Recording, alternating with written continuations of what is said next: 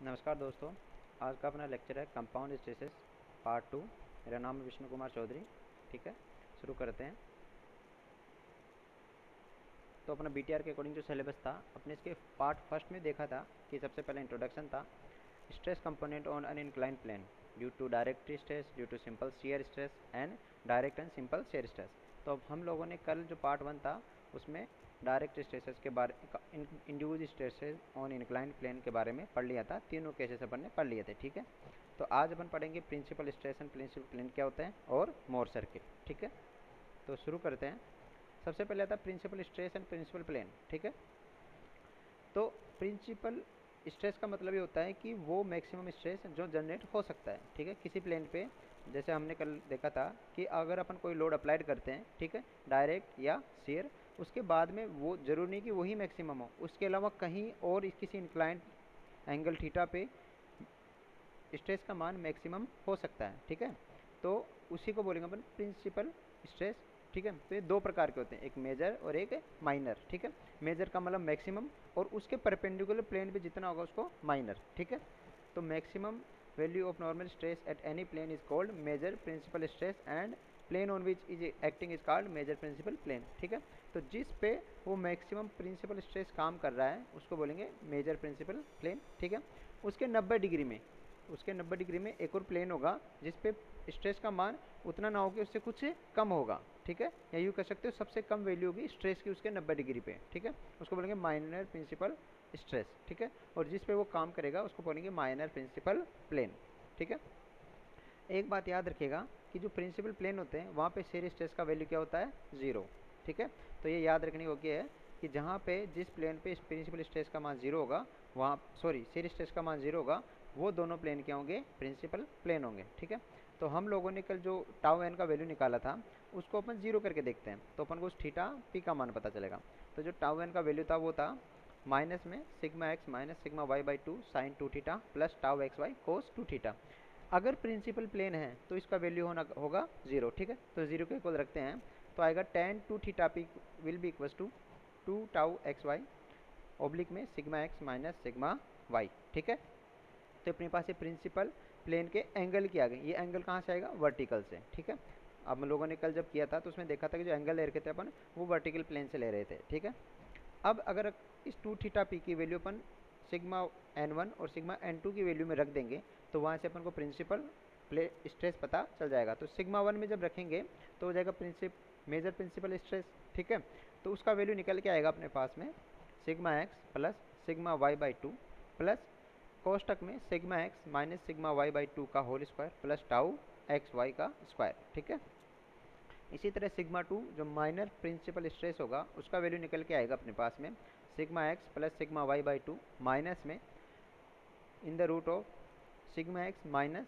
Sigma Y by two का whole square plus tau x Y का square. ठीक है, अब हम लोगों ने कल देखा था कि जो शेयर स्ट्रेस का मैक्सिमम वैल्यू होता है वो इस प्लेन से 45 डिग्री पे होता है। ठीक है, तो थीटा इक्वल्स टू अगर 45 डिग्री या 135 डिग्री रखेंगे अपन तो जो टाउ मैक्सिमम आएगा वो आएगा प्लस माइनस में in the root of sigma x minus sigma Y by two का whole square plus tau x Y का होल स्क्वायर। ठीक है, तो अपने पास में प्रिंसिपल वैल्यूज़ आ गई हैं।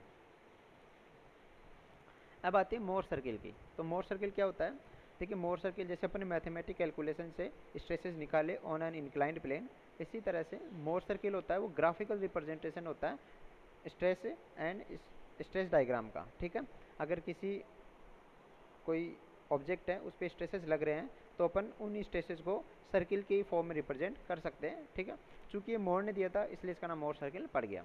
ठीक है, तो Mohr circle is use for transformation of stresses.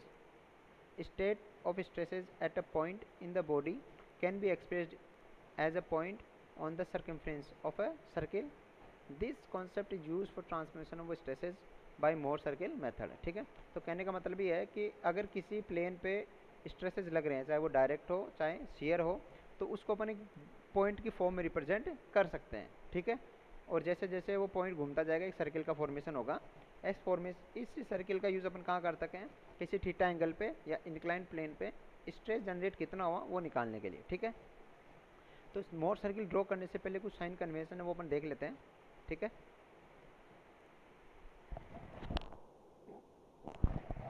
Sign convention में सबसे पहले आता है टेंशन, ठीक है।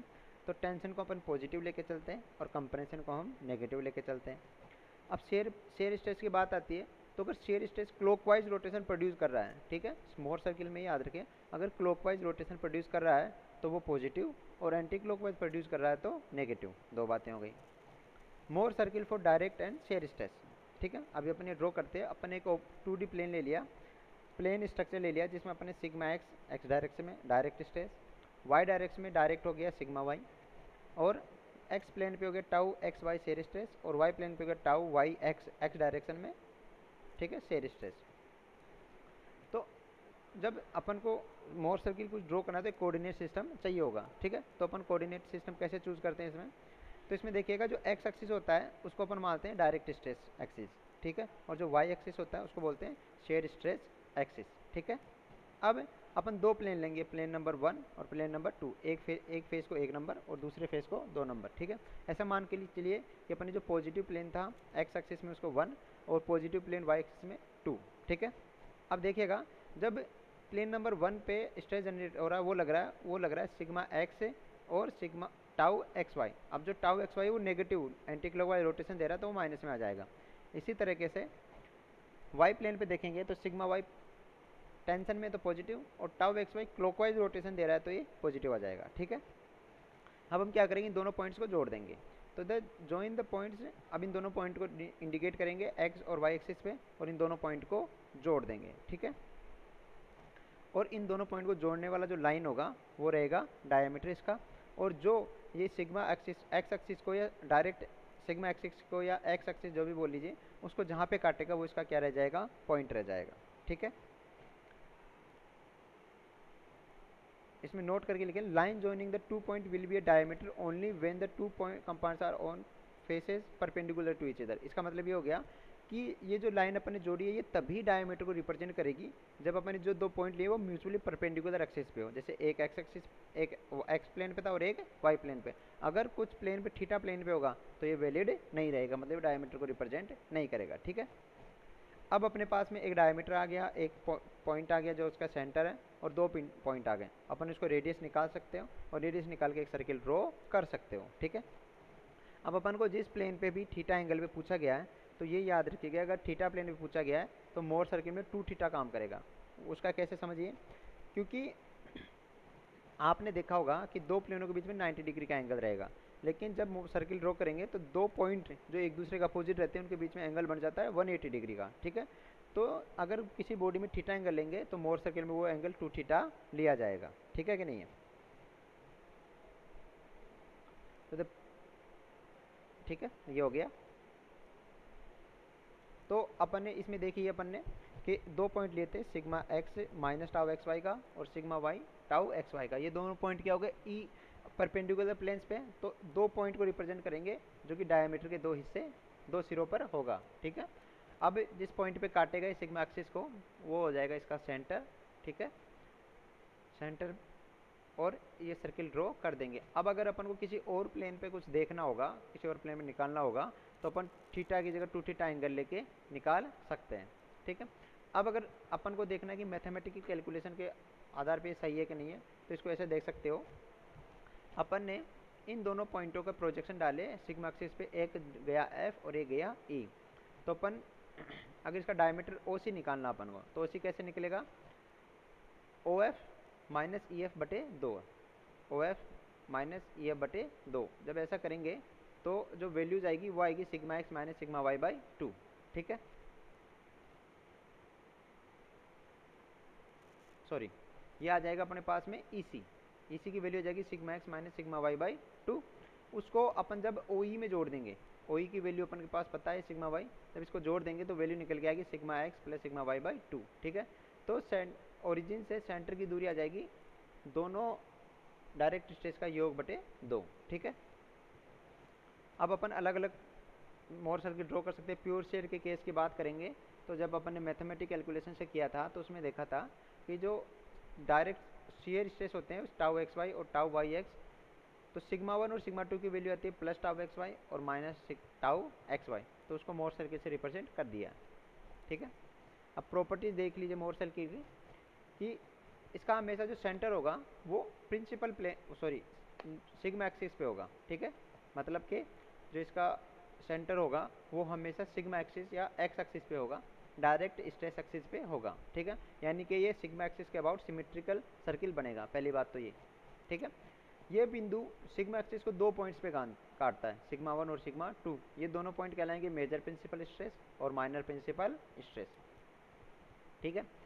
और जो सेंटर होता है, ठीक है, वहाँ पे टाउ मैक्सिमम, टाउ जो शेयर स्ट्रेस होगा उसकी मैक्सिमम वैल्यू होगी, ठीक है। रेडियस ऑफ द सर्किल हमेशा टाउ मैक्सिमम के बराबर होगी, जिसका मान होगा sigma 1 minus sigma Y by 2, या कह सकते हो in the root of sigma x plus minus sigma Y by 2 का whole square plus tau x Y का स्क्वायर, ठीक है। अगर अपन प्योर शेयर की बात करेंगे तो ये दोनों एक्सिस के अबाउट सिमेट्रिक होगा, सिग्मा एक्सिस के अबाउट और टाउ एक्सिस के अबाउट सिमेट्रिक होगा, ठीक है। अगर अपन लोग किसी ऐसे पॉइंट की बात करें जो पानी के अंदर है या एयर के अंदर है, तो वहाँ पे जो प्रेशर लगता है वो चारों तरफ से समान लगता है। अगर उस प्रेशर का मान सिग्मा मान लीजिए, अगर कंप्रेसर होगा तो नेगेटिव और टेंशन होगा तो पॉजिटिव, ठीक है। तो ऐसे केस में ये एक बिंदु को रिप्रेजेंट करेगा जो सिग्मा एक्सिस के या तो पॉजिटिव में अगर टेंशन रहा तो, और नेगेटिव में कंप्रेशन रहा तो, ठीक है। तो इस कंडीशन में क्या होगा, जो नंबर ऑफ प्रिंसिपल प्लेन है वो इनफाइनाइट बन जाएंगे, क्योंकि हर प्लेन क्या करेगा, प्रिंसिपल प्लेन की तरह काम करेगा, क्योंकि वहाँ पे शेयर स्ट्रेस जनरेट नहीं होगा, ठीक है। चलिए ये आपका टॉपिक खत्म हो गया। Thank you very much.